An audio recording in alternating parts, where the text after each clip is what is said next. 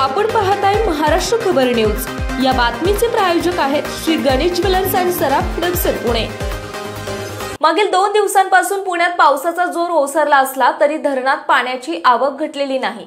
परिणामी रविवारी रात्रीपासून खडकवासला धरणात मोठ्या प्रमाणात पाण्याचा विसर्ग मुठा नदीत सोडण्यात आला आहे।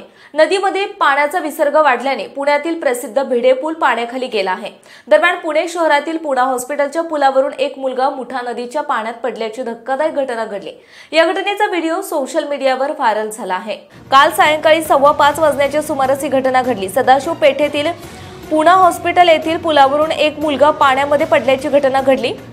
या मुलाचं वय अंदाजे 12 वर्ष सांगितलं जात आहे। अग्निशमन दलाकडून 2 पथके रवाना करण्यात आली असून शोध कार्य सुरू आहे। प्रत्यक्षदर्शी माहितीनुसार सदर मुलाच्या अंगावर निळ्या रंगाचा शाळेचा गणवेश आणि दप्तर होते। मुलगा पुलावर एकटा बसला होता। अचानक दप्तरासकट पडला आहे।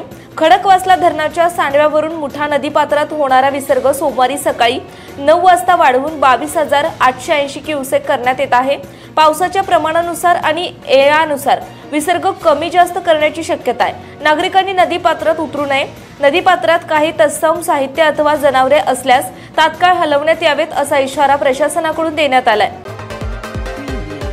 आपण पाहताय महाराष्ट्र खबर न्यूज। या बातमीचे प्रायोजक आहेत Shri Ganesh jewellers and Saraf production Pune.